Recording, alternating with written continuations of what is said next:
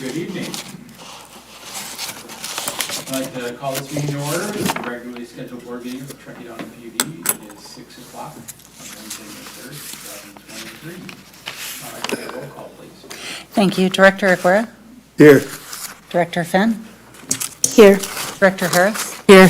Vice President Waliotis? Here. The record will note that President Bender is absent.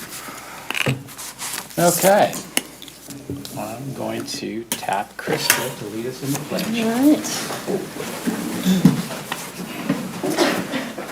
right. Ready? Begin.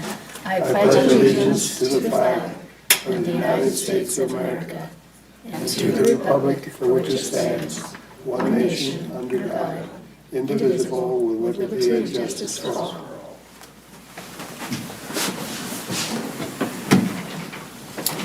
Okay. Brian, any changes to the agenda tonight? There are no changes this evening. Great, thank you. All right, we'll move on to public comment. This is time set aside for the public to address the board on any matter that is not on the agenda. Testimony related to any agendized matter should be addressed at the time that that item is considered. So, is there any public comment tonight?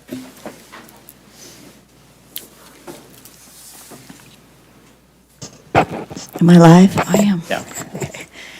My name is Courtney Morell. I am a 20-year full-time resident here in Truckee, all in Tahoe Donner. And I am here as for resident comment. I'm also on the board of directors at Tahoe Donner, though I'm not here on behalf of the board. So I do want to say that. So, but I am here to say to the board and to staff of the PUD, thank you for keeping the power on this winter. Thank you for funding whatever changes that came into place. Thank you, staff, for working with the board and keeping our water going and our electricity on, because it was noticeably different this year even with all of the blizzards that we had. And so I know you don't get thanked enough. So I'm here. I'm here by myself, but I know that the sentiment is going around town that people are talking about how incredible it was. So I know that you've been working behind the scenes. I don't know what you're doing, but it's working. So keep it up. Thank you very much. Thank you, Courtney. Yes, shout out to our staff. I feel like this year that this is showing our vegetation management program has really been successful. All right. Any other public comment tonight? Okay. I'll move on to director updates. Kim. It's so nice to have Courtney come and say that, because it's usually me, at each meeting, where I do like to take this opportunity to thank staff for all the work that you do. I know public service is not always an easy avenue and not always an easy occupation, but we do appreciate all the time and effort that you've put into things, and to keep the electricity on, the water pumping, and just being part of the community. It's just, I'm always very proud when I see the trucks driving through town, and just appreciate everything that you do. So I'm hoping that all of my comments do get passed on to staff, not just you guys here, but also the line staffs. But we do appreciate everything that you do. Thank you. Thanks, Kim. Joe? We've received, or I've heard maybe half a dozen to 10 thank yous, because we haven't had our power outages as we have been in the past. I asked Brian here a while back, when we weren't getting any, I said, Brian, we just finished a telemetry project this year, or last year, and I asked him, did that have anything to do with this? And he says, no, that just tells us where the outages are. And but every time we go on repairs and everything, they just fortify their work and their equipment to just make it a little stronger. And I think that that's been a good phase of it. Thank you, Bri, and staff. You bet, and staff. They're the ones that go up in the polls. That's it. Thanks. Thank you. Thanks, Joe. Krista? I, of course, agree. Thank you very much, staff. Y'all are what makes that success possible, obviously. Just on to more director comment. I did listen in this morning on the Convene, Champion, and Catalyze meeting. That's the monthly meeting that regional districts and the counties sort of meet and discuss the challenges that the community is facing. In a nutshell, the takeaway from that for me was just be prepared for road repair season. It's going to be a doozy to match the winter we just had. So have your patience as we go into summer. And also the last meeting that we had here, regular meeting, I spent a moment on the topic of hope. And tonight, I want to spend a very small moment on hope's evil twin, the flip side of the coin, which is fear. And there seems to be a lot of that in the community at the moment. I don't know if it's just I've been about in places where I'm hearing things, broadly, like the general plan update, floods, wildfires, high rises, sewer coming to the neighborhood. There's just a lot of chatter and a lot of fear about these sorts of changes. So whether or not we share those fears, I can't argue that it's not a powerful, powerful tool that's used to influence people and how they behave. So this summer, we're here at the PUD, we're going to be grappling with some issues that might feel scary to our community. Electrical rates and electrification spring to mind. But I just want us to not be scared, but let's be prepared. Let's make sure that we hear our constituents when they come to us with their concerns that they're going to about these issues, and meet them with compassion and education and plans, and help to reduce the fear of the future and replace it with hope for the future instead. So we just want a little pep talk and gird ourselves for the future here. And that's it for me tonight. So thank you all again for your service, for keeping the lights and the water on and doing your jobs in such an exemplary way all the time. Thank you. All right. Thank you. Thanks, Krista. Kim, you had something else to add? Yeah, sorry, I get so excited thanking staff, my mind goes away, so. I am going to be attending the Aqua JPIA conference coming up this weekend, or it's actually on Monday and Tuesday of next week.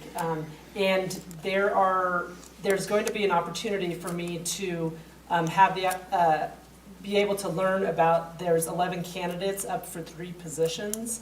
The board has already supported the vote for John Ping with Tahoe City PUD, and there are other candidates. I haven't quite looked too deep into it. You guys may have a little more information for me on whether those votes have to be cast at that meeting, or if it's something that I kind of research everything and bring it back to the next board for us to vote on a slate.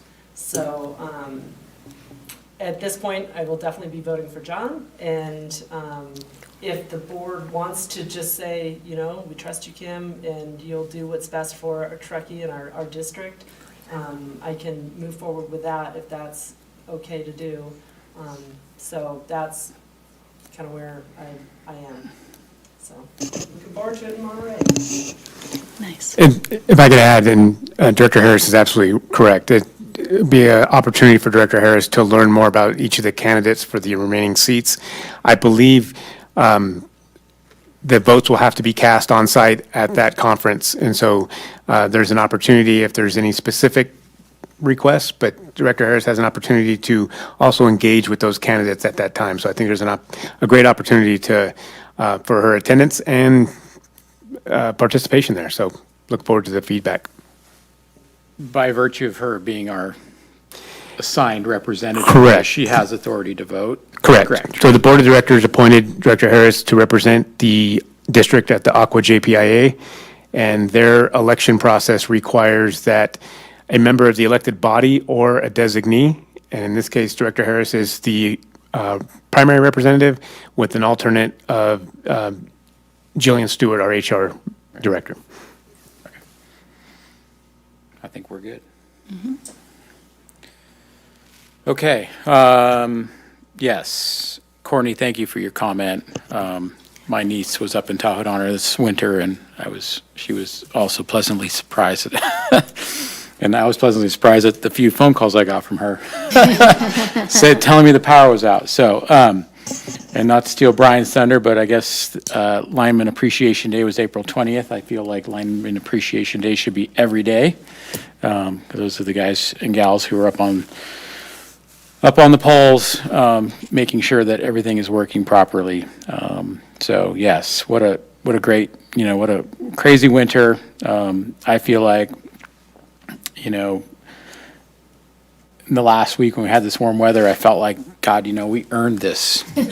We earned this time to go out and enjoy the warmth and the snow melt and the water running everywhere. It felt really good. So, want to thank staff for all their hard work, and thank this board for all your hard work.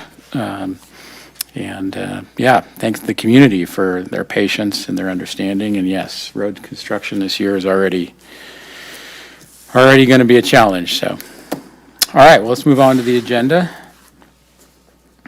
All right, we'll move on to General Manager update. Brian. Thank you, Vice President Laliotis. I too would like to thank the public response and public statement. The staff, the board, the team really appreciate when members of our community actually take the time to come down in an evening like this and express the gratitude and appreciation for their hard work out there in the field. So thank you for taking that time.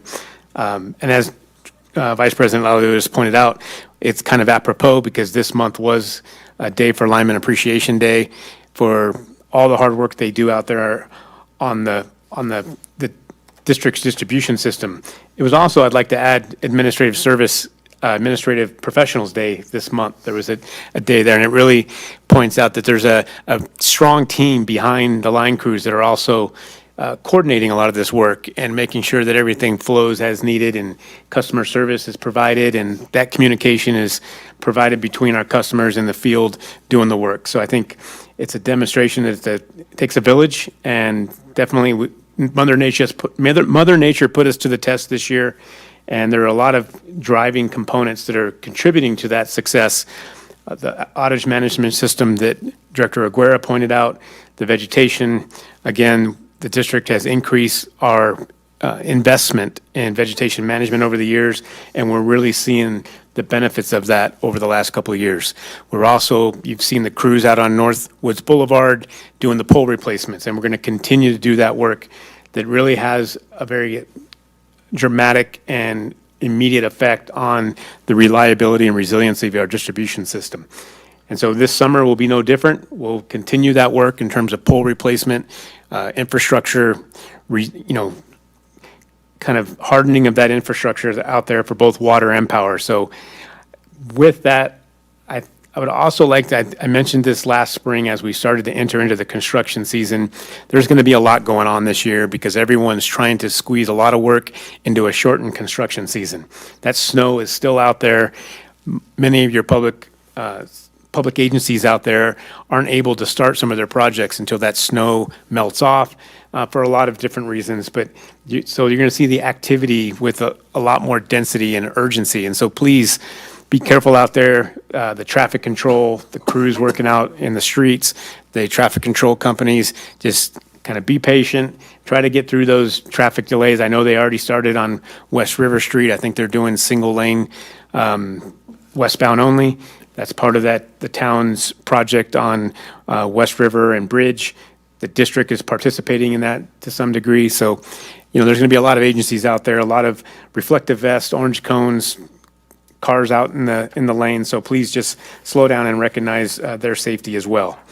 With the general manager updates, we have a little bit of shift in how we're approaching this, and it was great feedback from the board of directors in our last workshop to include kind of a written version of the general manager's updates. I'm still shaking out the format. This was kind of in a staff report version, just trying to be quick and nimble and responsive, but we'll kind of flesh out what that format looks like so it's a little more reader friendly and give some of the additional information. But I hope this helps the board and the community be able to process and kind of understand what some of the updates for the district are it's our, if you've had an opportunity to review them, that's great. I'm just going to touch on a few of them, not all of them.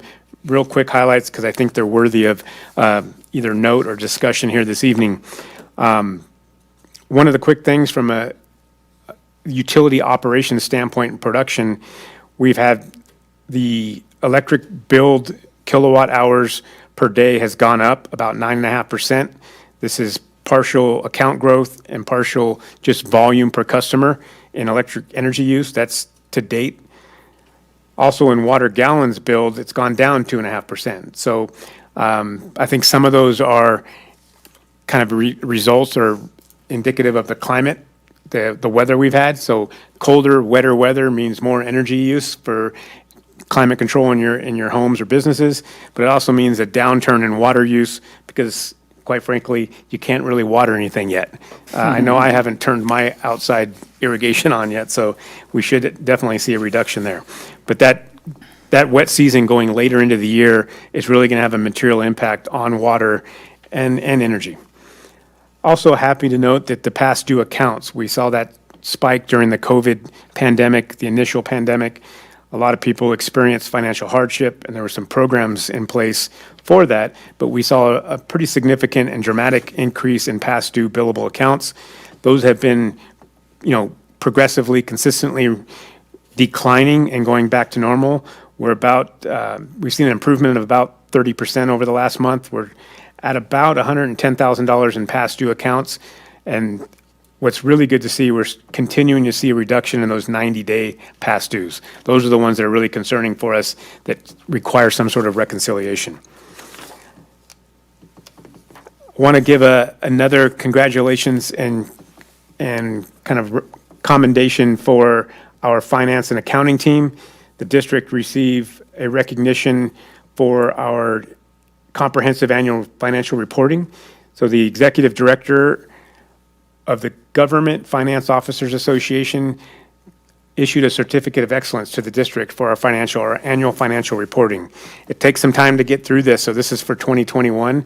We hope to continue that success and maintain that level of excellence moving forward. We're also, I'd like the board to be aware of it. We'll send out some copies here when it's more finalized. We have a final draft, but the district's going to be distributing a survey, an electric rebate survey. And this is really to engage with our customers and ratepayers on what kind of rebate programs are most beneficial to our customers. We can, from within the walls of the district here, kind of make assumptions on what our ratepayers are looking for and what types of rebates would be beneficial, but really a survey to understand, the days of the LED lights and the low-flow toilets and low-flow shower heads and some of the battery devices out there. Those have been, fully exhausted in the community. And so what other types of rebates in terms of energy efficiency and power reduction can we put out there? Those could be appliance replacements. It could be some of the new heat pump configurations, new panel replacements. Really trying to understand what our community needs and what is most beneficial. So that survey will come out. We're trying to distill it down so it's not too lengthy and lose interest, but at the same time get the information that's most valuable. Everybody that's in the industry is aware that, especially operations, that the California Air Resources Board did pass unanimously the Advanced Clean Fleet regulation. The district, the PUD's approach here and our focus has been over the last several years on how do we work with CARB and our joint powers agencies and our partners in public utilities on how do we influence the language in that rule so that it doesn't cause additional risk and hardship and financial hardship for agencies like ourselves. That regulation has been adopted with very minimal adjustments, very minimal response to our kind of outreach and request to change that language. So our position now pivots to strategically looking how do we become compliant in that regulatory environment. And the biggest challenge there is that a lot of the vehicles that will meet the requirements of the new regulation aren't commercially available. And so we have some time, but time goes by quickly. It requires, financial investment and savings to really create funds to make the transition to zero emission vehicles. The district already is participating and pursuing where we can, where things are commercially available, our lighter duty vehicles. We purchased, I believe, the board approved 2 EVs earlier this year, and we're looking at some other opportunities out there for our medium and light duty fleet. I think I will stop there. The rest of the updates from the GM are really about some of the conferences and public engagement we've had. Definitely have a few more coming up the next month. Mr. Poncelet, our Public Information Officer and Strategic Affairs Director, is working with our JPA in DC right now on some of the federal regulations coming out on the energy and water sector. So we'll have an update from him when he comes back next month, or when he in front of the board next month. And I'll stop there. All right. Any public comment on the director's update? No, Mr. Vice President. All right, seeing none, we will move on. Thank you, Brian. We will move on to our first item tonight. Item number 8, public hearing to receive comments on the CEQA initial study and mitigated negative declaration for the Hirschdale Pipeline Project.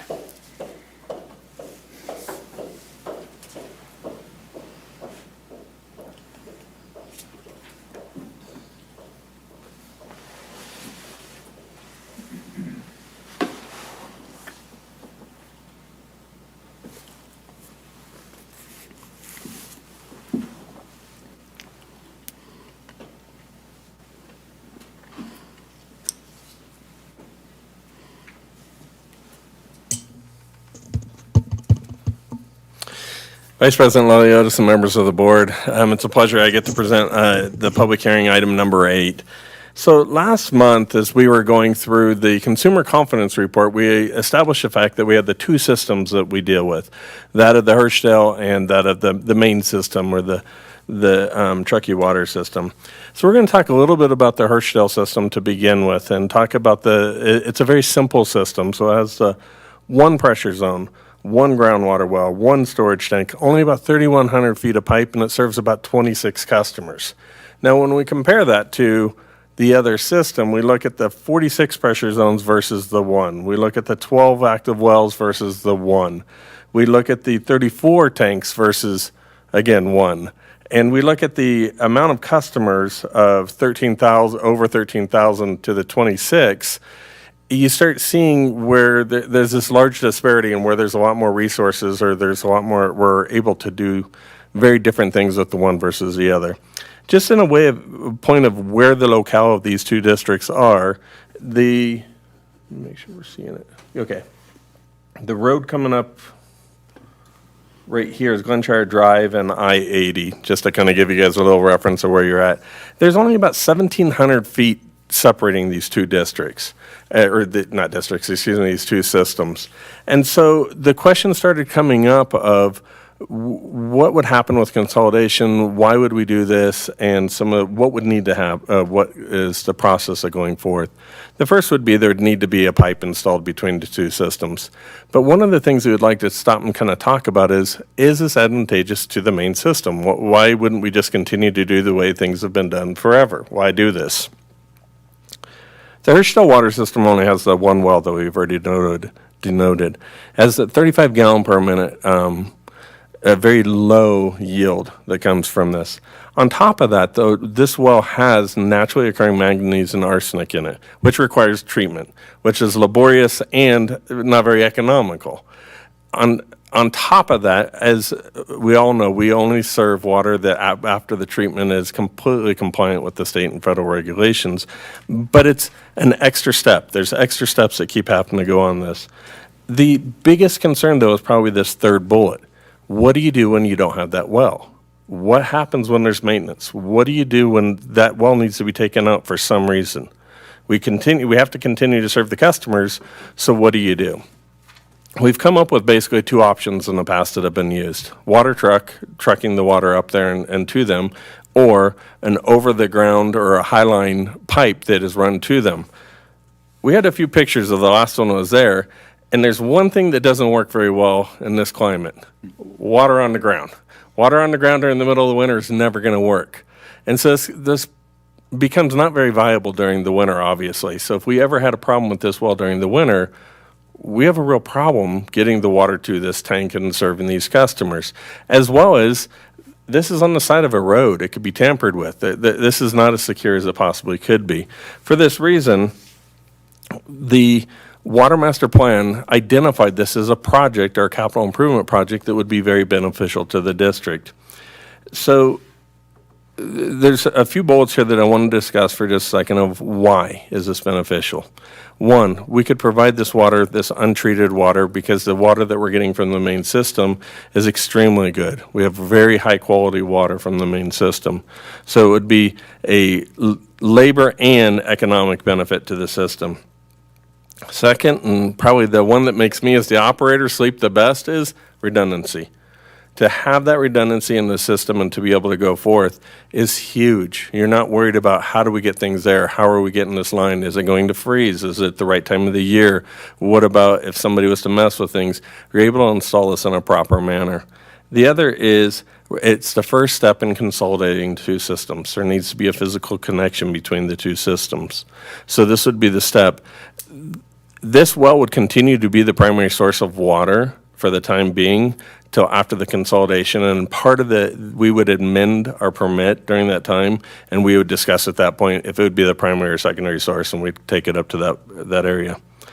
In order to do a project of this nature, we have to go through the California Environmental Quality Act and assess what environmental impacts are going to happen.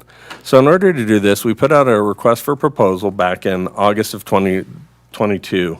You guys awarded in October of 22 the contract to the Inland Ecosystems. So I'm going to go through kind of quick how the process went through. As I'm going through this, if you have a question or about what does that mean, what is a mitigated negative deck or something of that nature, please stop me.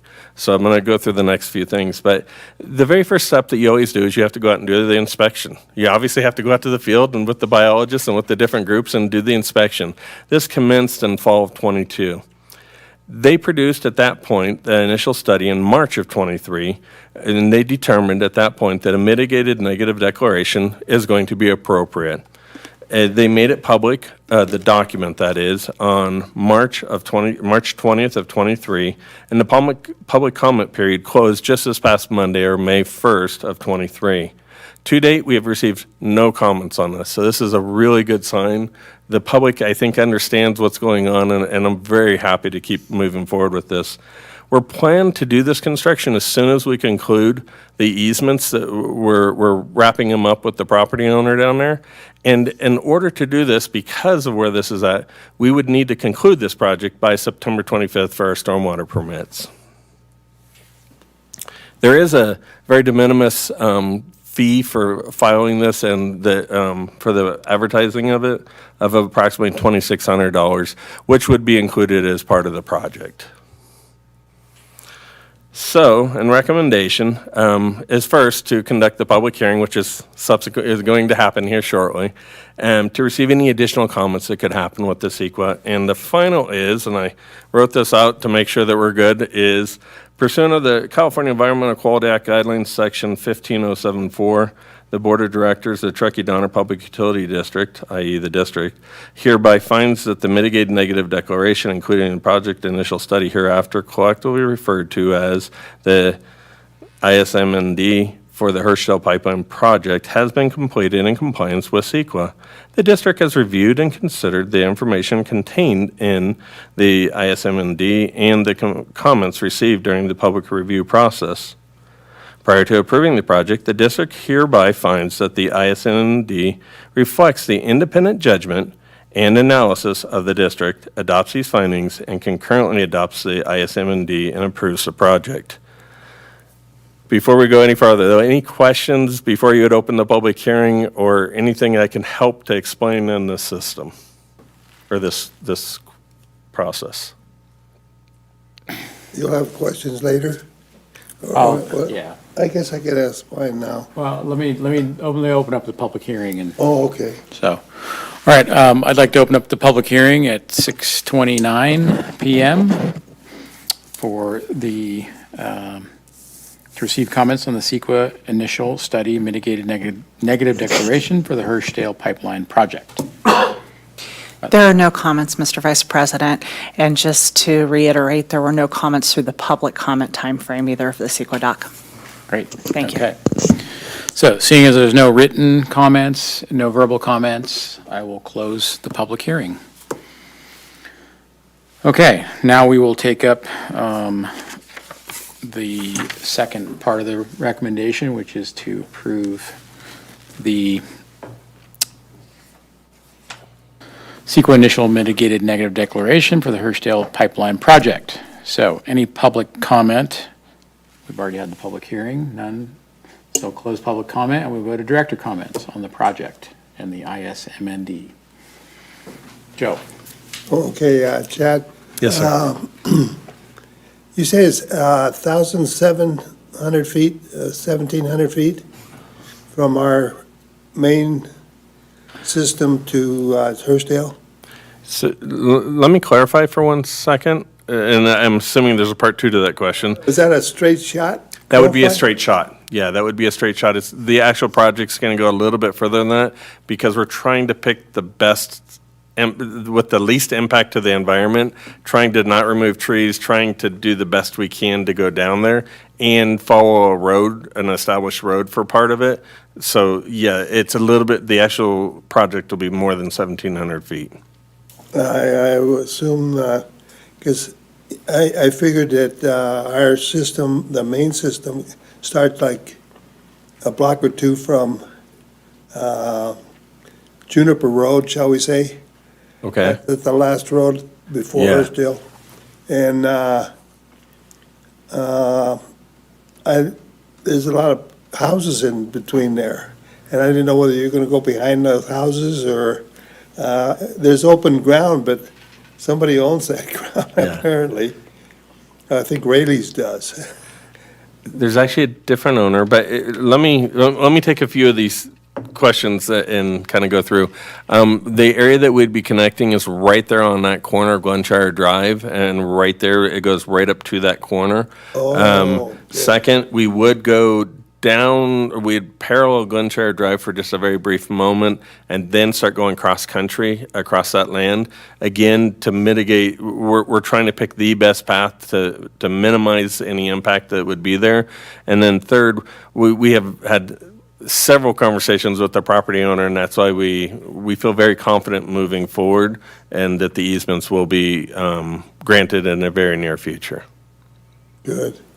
Yeah, that question came to mind because I didn't know whether you'd follow the road, but the end of our pipeline for the main system is at Juniper Road then, at Glenshire Road. Affirmative, yes. It's Oh. over in that area, Or right is it there the over there. stop sign at Hirschdale?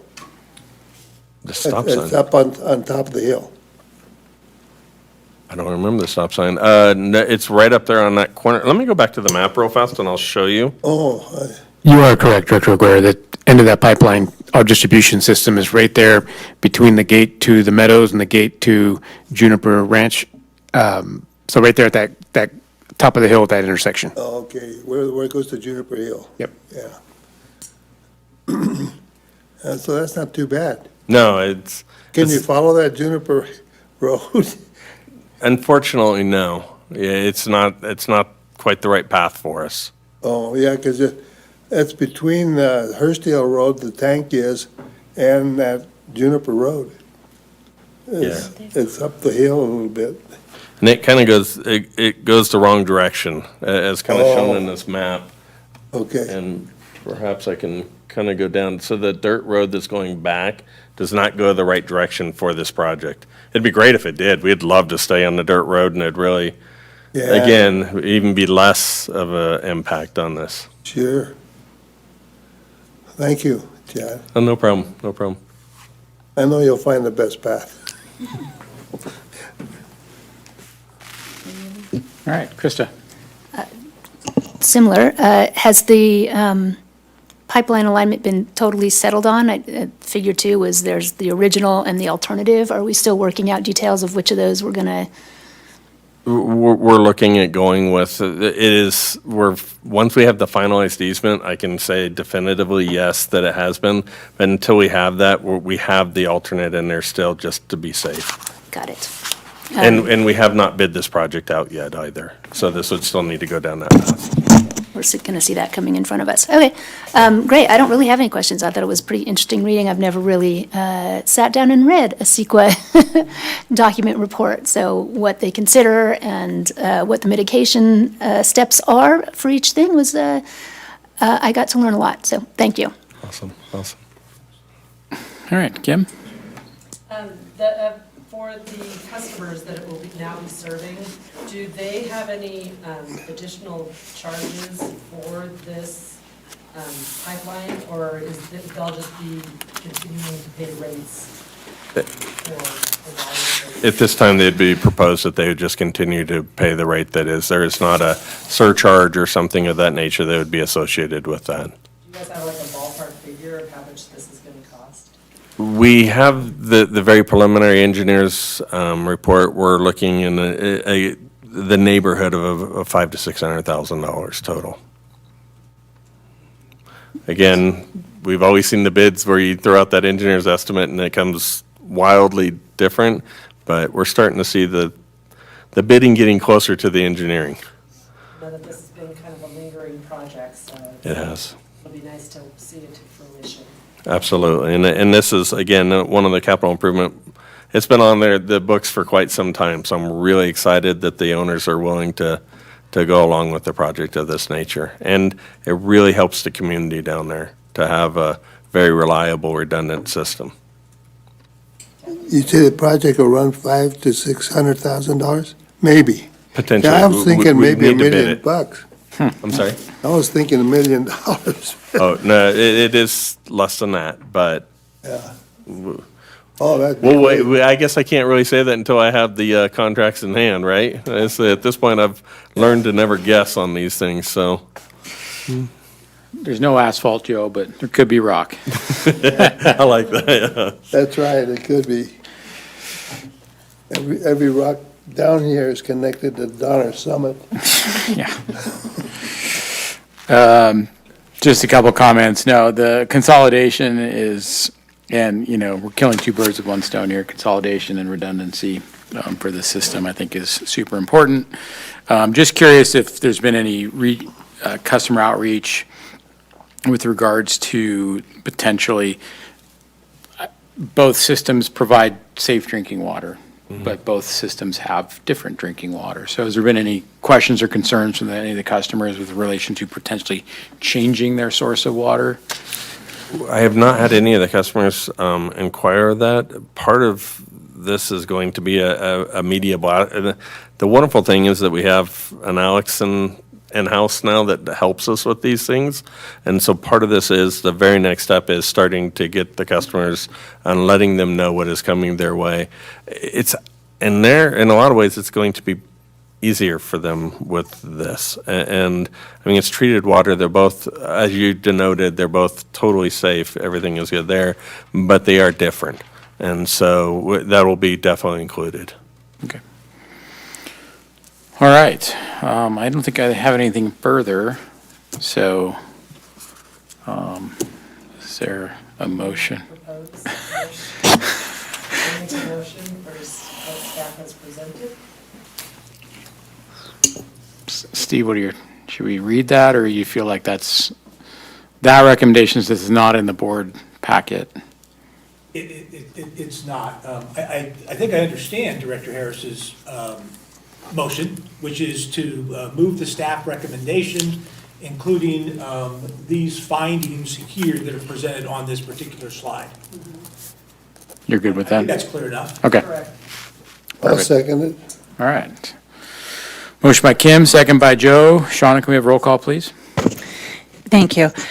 Director Aguirre? Yes. Director Finn? Yes. Director Harris? Yes.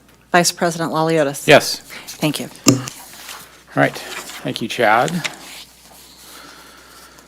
All right, we'll move on to consent calendars. We have items 9, 10, and 11. Is there any public comment on the consent calendar tonight? No, Mr. Vice President. Okay, I have a question on number 10. okay, so, It seems like that one-ton truck went up about $20,000 from the last two we bought last month. Which is, yes. right out of 152,000 on this one.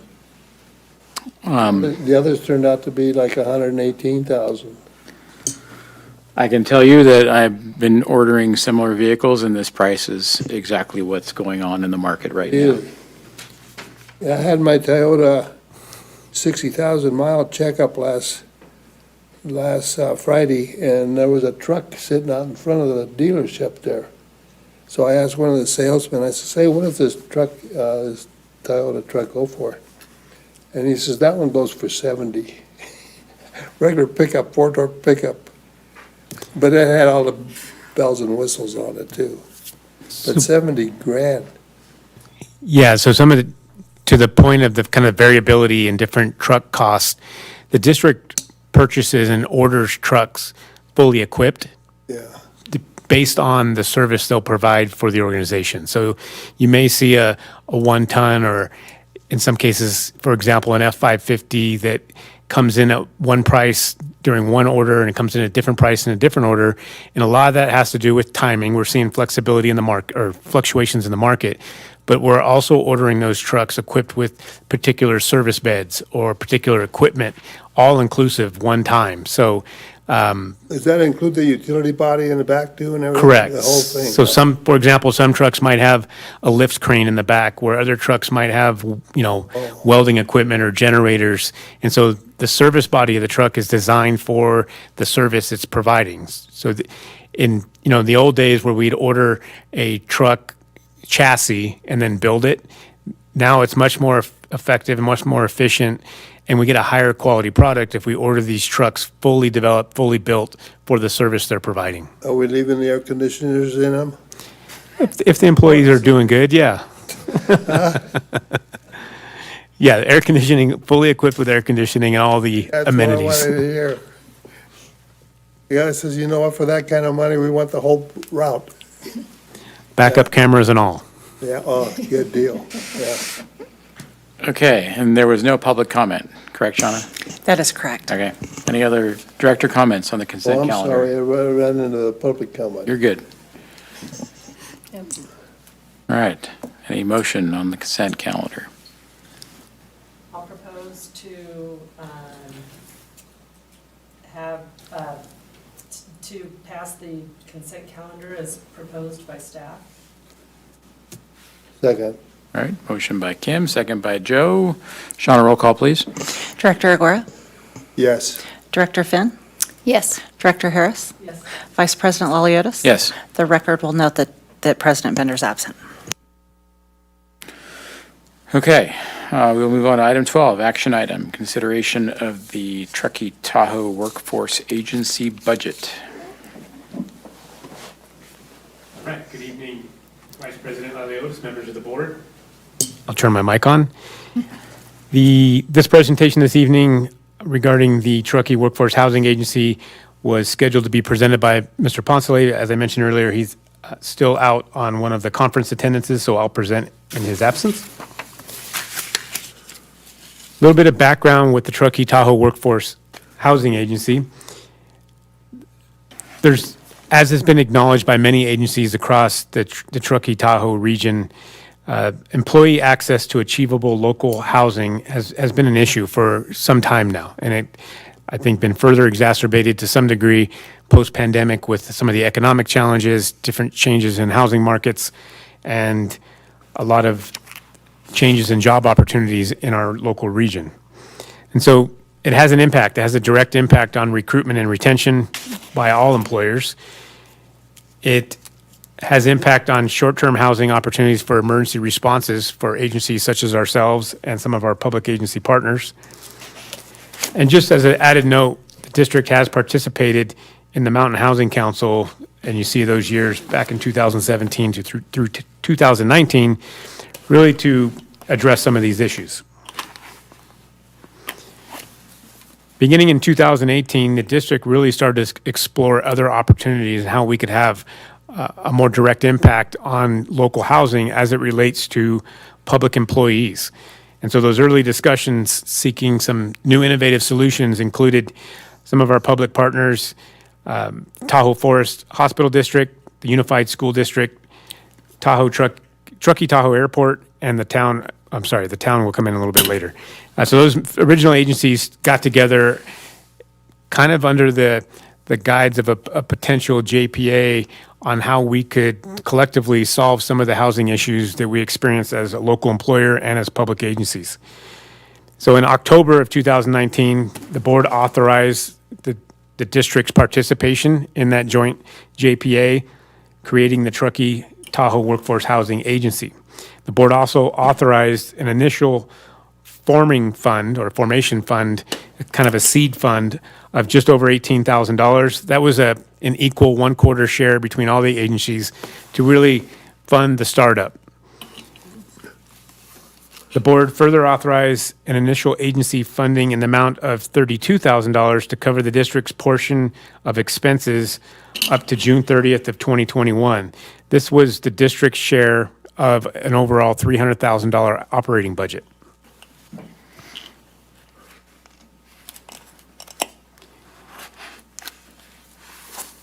In mid-2020, the agency focused on initial steps needed to define key goals and initiatives. These included a work plan development, a website creation, a few board retreats to have strategic discussions on how to address the challenge of workforce housing locally, and really assessing what employee housing needs were for each of the agencies. So you may recall there was an initial study, a survey of all of the employees of the original founding partners on what housing needs really were. Similar to the discussion earlier in the GM update with the rebate survey, was you can't really address a problem effectively unless you know what some of the needs of our staff and the employees of public agencies locally. And so the organization began the initial program development, and it included a couple of services. We refer to one, the concierge service, and this is really the Workforce Housing Agency staff provides a concierge service if one of the public agency employees has a housing challenge and they're interested in living locally. They can contact the agency staff and really get a lot of information, kind of a one-stop shop of local housing opportunities, loan programs, real estate agents, things like that, that can be challenging for a new employee coming into our region, really not understanding what to look for. And so we have a lot of different kind of in little microclimates or subdivisions within Truckee and Tahoe, and you really get, if as a new resident in our community, may not know what Glenshire has to offer versus Tahoe Donner or Sierra Meadows, what it's like to live at the lake and what resources are out there. And so the concierge service really helps new employees and existing staff gather information quickly. The other part of the program was a housing match. And so the agency works with homeowners who are interested in either selling or renting their property and matching what that property has to offer with some of the needs that we gather through either one-on-one engagement or the surveys, matching our employees with homes and their characteristics. And then the third was developing some regional partnerships and developer cultivation. There's opportunities to connect the needs of local public housing with developers, both in Truckee and Tahoe. In 2020 and 21, the Workforce Housing Agency was approached by the town of Truckee, Placer County, and Nevada County to join. Clearly, they had similar needs and similar challenges in terms of workforce housing. And so the Workforce Housing Group was able to, through their board vote, expand the membership to 7, and it expanded the impact, the number of employees that the agency could have a material impact on. And so that number is estimated around 2,300 employees locally, and it increased the operating budget and revenue with the additional membership to $400,000 a year. Some of the new programs that were added with that expansion included improved general housing services, increased access to rental housing, some additional purchase assistance programs. You may be aware of some of the programs that the town and the county have available that we were able to incorporate into kind of the resources of the Workforce Housing Agency. Some of these are down payment assistance, loan qualification programs, and other similar programs. We also explored a master leasing, purchase, and development opportunities. All of the public agencies have land holdings, some more than others. Some are viable for future public housing opportunities. There's also a lot of property owners within our service territories collectively that are interested in leasing properties, rental properties, condos to public employees with the kind of assurance that those employees are invested in our community, they work locally. And so there's some safety and comfort in knowing that a local public agency backs up their employees' rental agreements with those property owners.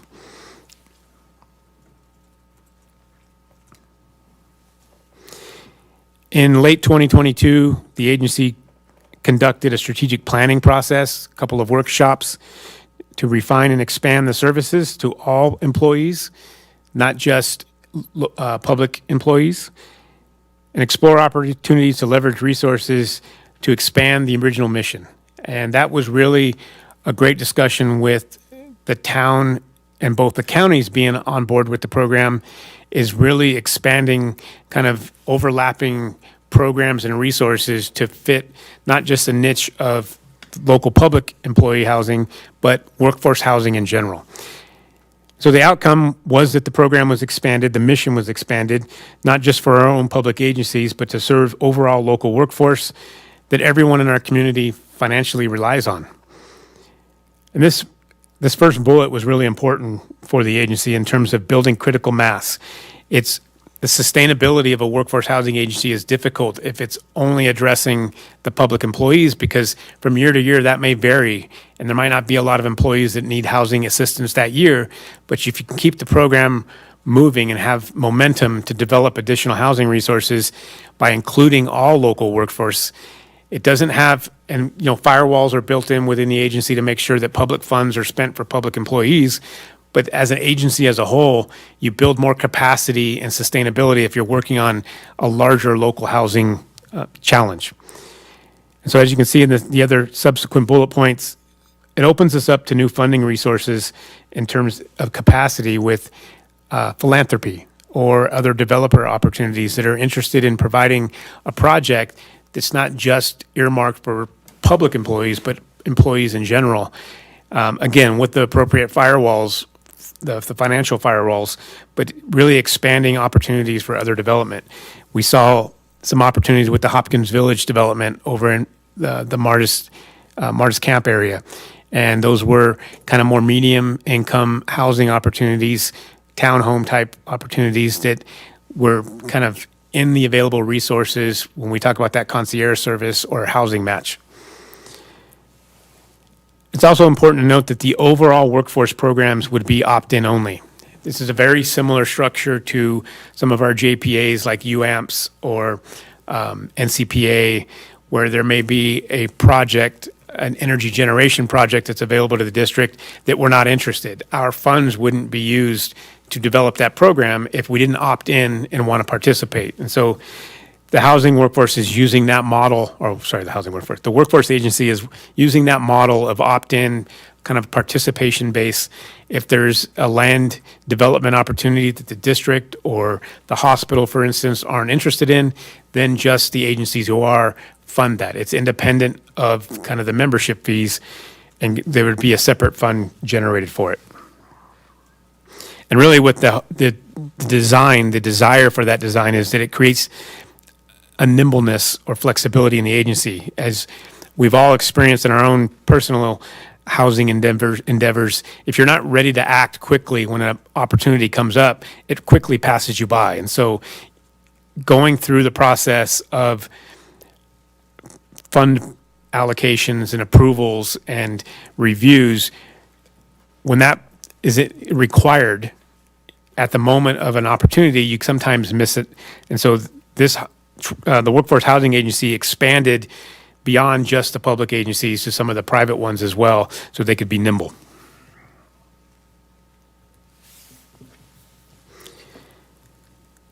So during the strategic planning process, there was a lot of discussion on how to create an equitable, budget and funding streams for all of the agencies. Historically, the costs were simply allocated based on employee headcount.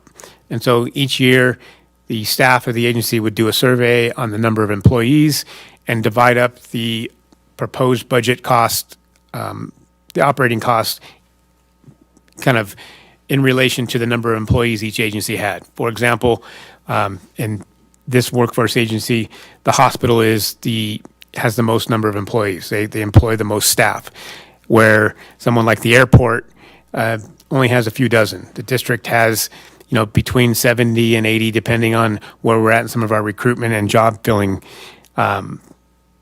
The town and the school district have more than the district. And so how do you figure out an equitable way for funding the agency moving forward?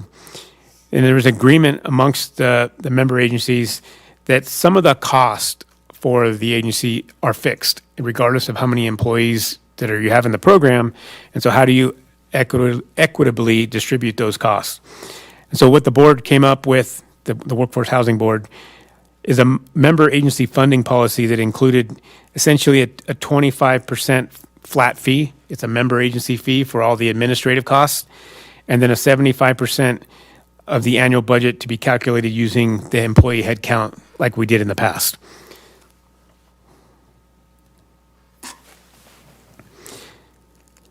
It's important to note that, the agency, the members, staff, are of the opinion and position that the Workforce Housing Agency has made pretty impressive strides in its early years. It took some time to get some momentum going, but with the concierge service, some of the housing programs, as you recall, the district participated in a pilot master leasing program to help bridge that recruitment with a lease of a townhome in Tahoe Donner. It also served as emergency response redundant housing if we needed to have housing of our own staff during storms.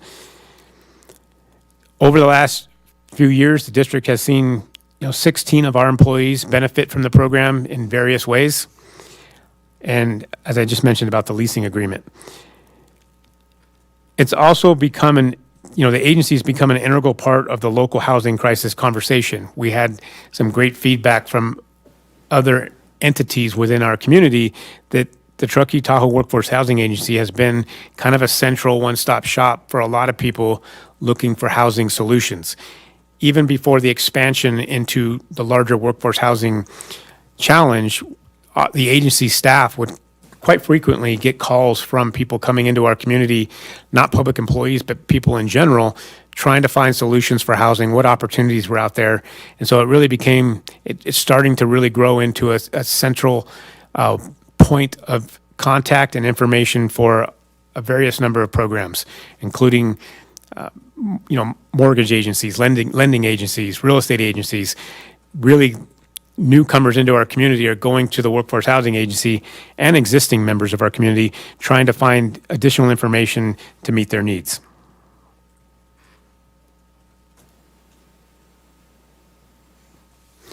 And while the results are encouraging that we've seen so far, there's still a lot of work to do. And I think everyone recognizes that if you have any kind of discussions about local housing opportunities. And so the agency has proposed a new fiscal year 23-24 budget to continue to evolve the programs in the organization. The agency will continue to explore substantial opportunities such as master leasing, actual development of workforce housing on publicly owned lands, and I need to add to that some of the private held lands if opportunity comes up. It's also important to note that any future projects based on the structure I just mentioned, if it be master leasing, new construction, other programs the board, our Truckee Donner PUD board, will have discretion on which programs the PUD participates in, what type of funding is available for that, and for how long. So each of those programs, as they come up, staff will come back to the board for board review and approval or consideration. This is a quick breakdown of what the kind of each agency's financial participation is in the agency or in the Truckee Workforce Housing. As I mentioned, the hospital, for example, has a higher employee count, so you can see that more larger financial burden with the annual membership. And right there in the middle with the district's, baseline membership fee and our employee headcount, the new total is $25,651. That's an increase of just over $11,000.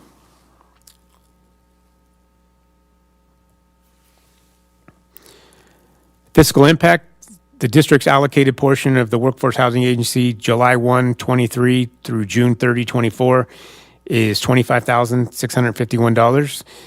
The increased membership cost for the Workforce Housing, along with the July 23 to June 24 budget, were not included in our board-adopted budget for fiscal year 23.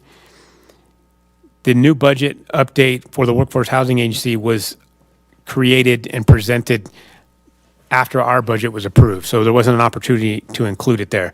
However, there are sufficient funds in the district's fiscal year 23 electric and water operating reserves for this increased membership fee, and future fees and increases will be included in staff's proposed 24 budget that you'll see this fall.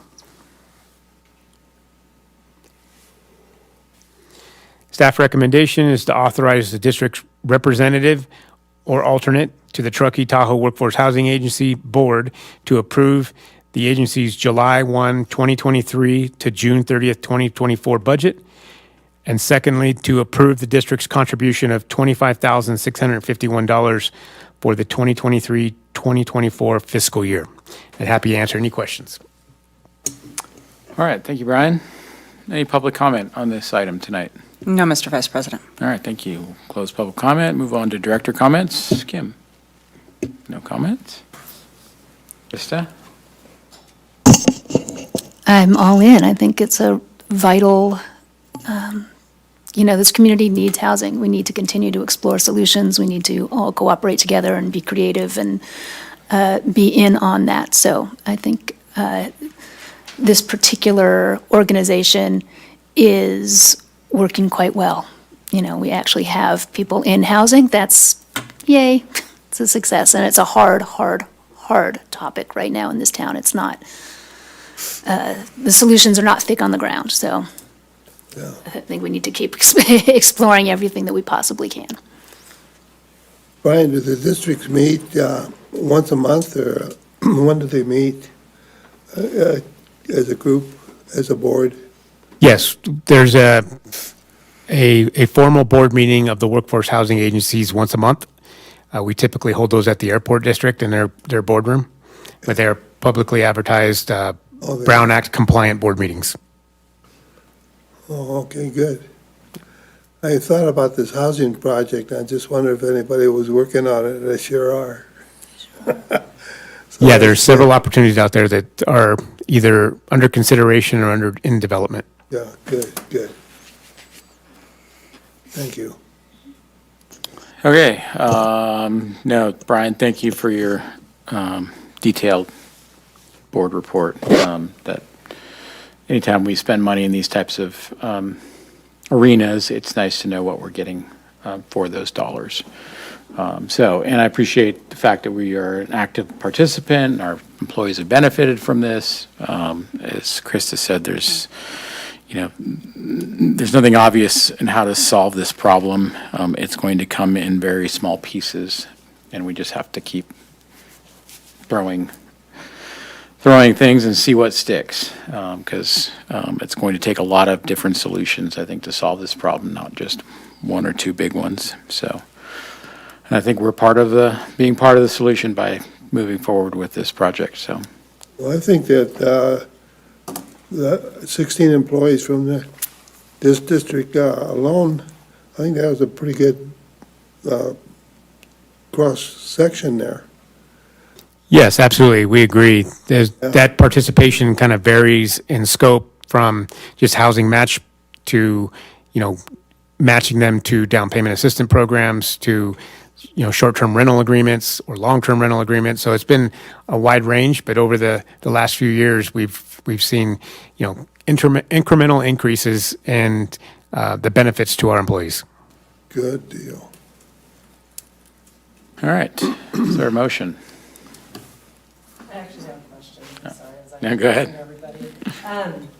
So I think it's interesting that of the budget that's presented there, that 65% of it is for salary and benefits.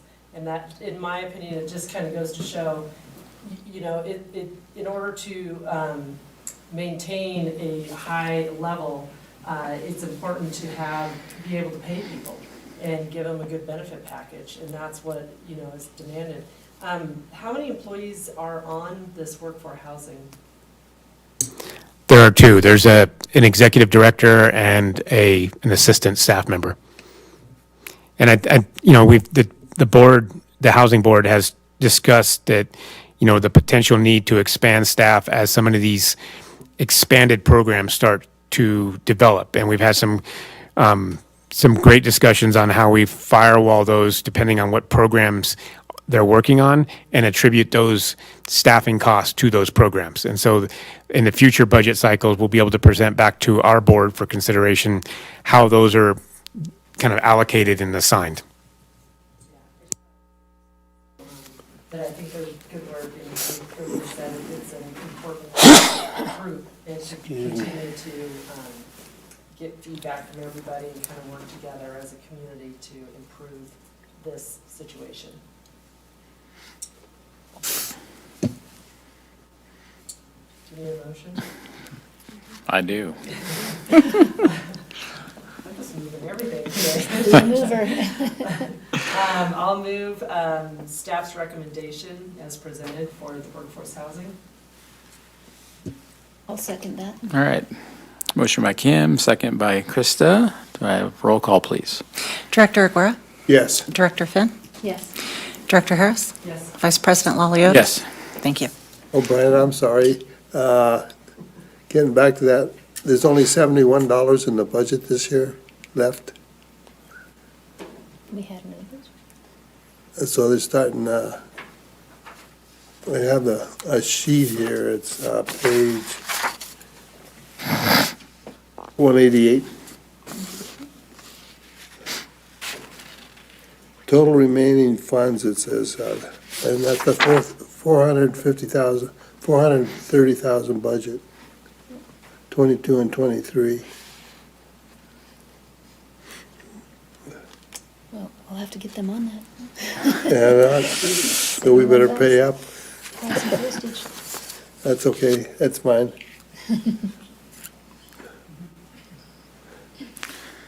Yeah, it's a zero-based budget, Huh? more or less, Joe. Yeah, we'll start with something. Yeah. Could roll it over to next year's budget. All right. All right, we'll move on to action items. Item 12A, authorized district representative, item 13A, yeah. fund balances for the month of February 2023. And 13B, disbursements for the month of March 2023. Any public comment on 13A and B? No, thank you. Thank you. Any director comments on 13A or B? All right. Any motions on 13A or B? I'll move that we approve the treasurer's report, including the fund balances for month of February and disbursements for the month of March. A motion? I'll second. Motion by Krista, second by Kim. All those in favor? Aye. Aye. Aye.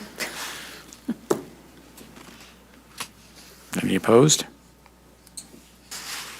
I'm sorry. I was looking over there. You just pay the Sorry. bills? We did, I just paid the bills. Good girl. Sorry, paid the bills. Someone's got to do it. All right. Item 14, approve the minutes of April 5 and April 19, 2023. Is there any public comment on these items? There is no public comment, but Director Harris did point out that I have a correction needed in the minutes. Council Gross and General Manager Wright were not in attendance in the meeting. That's right. I forgot. Okay. Thank you, Kim, for pointing that out. That was on the 5th. Any other director comments? On the minutes, okay. Any public comments on the minutes? I already asked for that. There is no public comment. Thank you. I move that we approve the minutes of April 5th, 2023, and April 19th, 2023, As amended. as amended. Thank you. All right, motion by Krista, second by Kim. All those in favor, say aye. Aye. Aye. Any opposed? Seeing none, motion carries. Minutes are approved. All right, we are adjourned. Oh, we are?